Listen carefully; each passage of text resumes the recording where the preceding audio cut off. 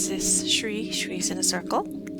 So glad to join me today in this session. I want to tribute this to Devi, Devi, Divinity, Mother Goddess. We are amazing. So to start off, Hari Om Tat Sat, welcome, welcome. Rise, Goddess, rise. I am Shakti.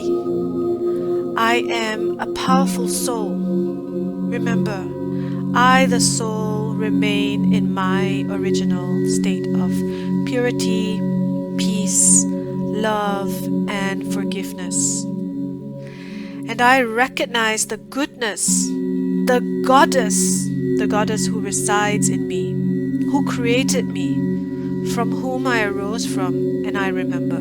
Om Shanti, Hari Om Tat Sat. Isn't that beautiful?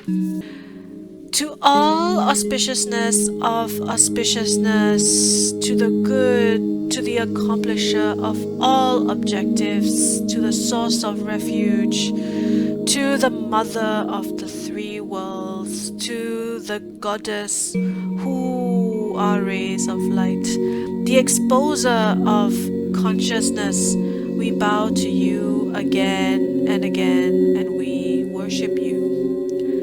I'm an amateur in mantras, but I feel like I've just scratched the surface of this knowing, this vast, infinite sea of wisdom. She is listening, Ma, Goddess, she is listening, and she is awake, and she is within me.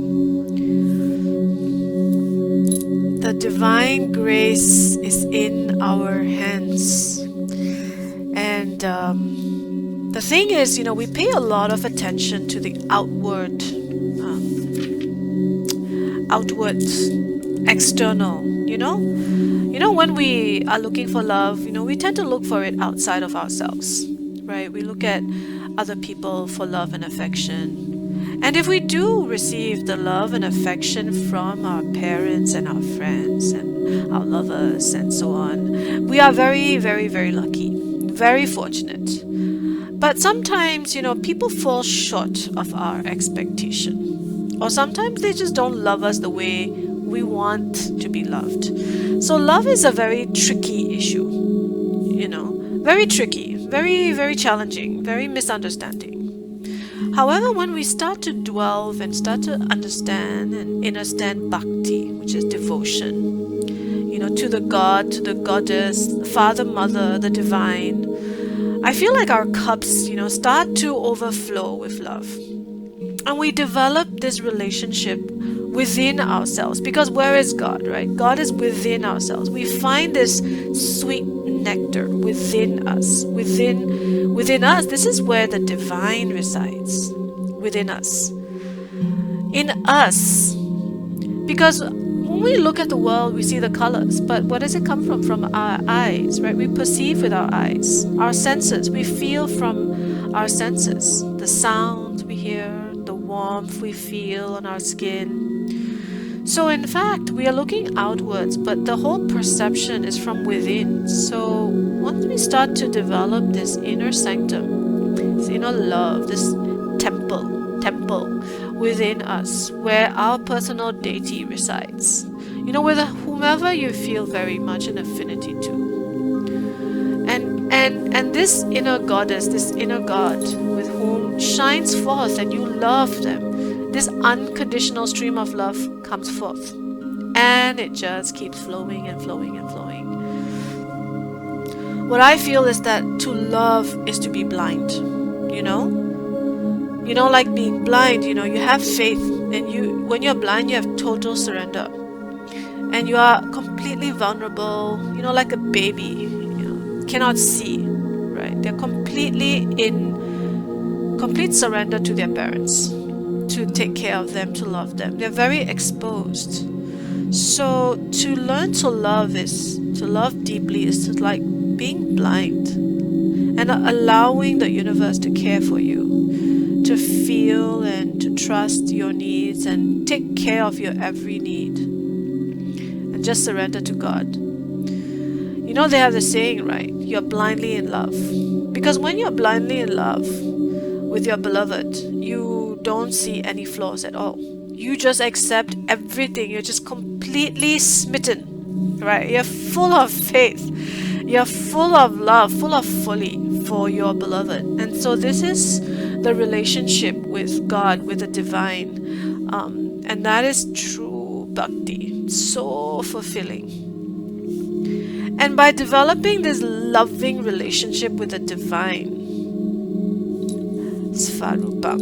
Svarupam comes to my mind, Svarupam. Svarupam means, in Sanskrit, eternal form, the nature, identity, constitutional position, emanated from all the different energies, Svarupam.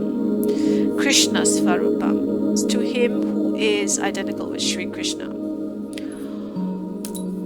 Hare Krishna, Krishna Krishna, Hare Hare.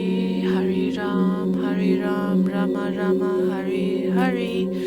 Svarupam is the eternal, the shapeless, the formless. You know, we love what we see, but mostly we don't see. We can't possibly fathom.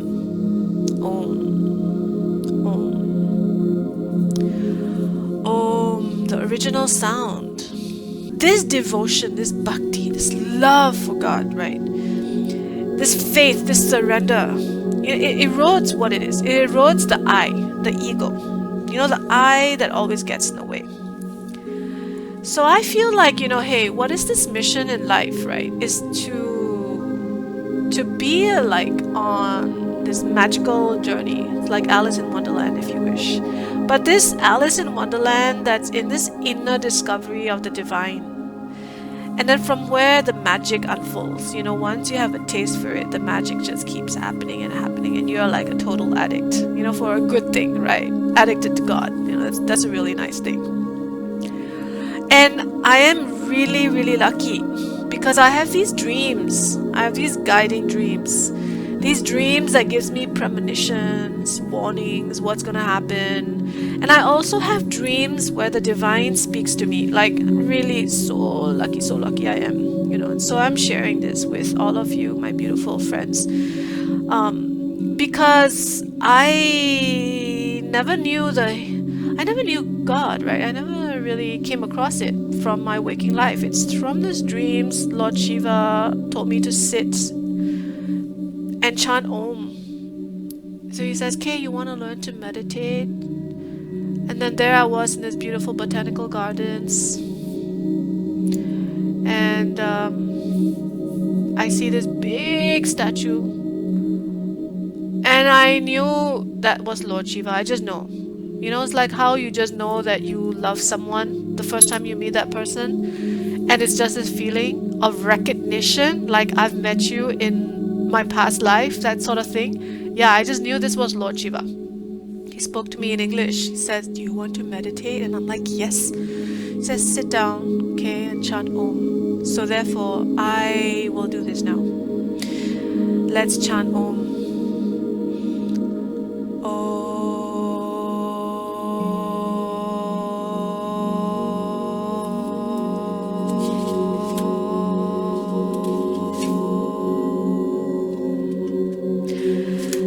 Primordial sound.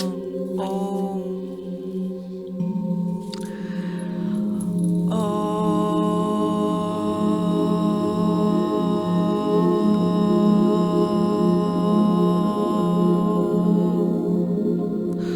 Om Namah Shivaya.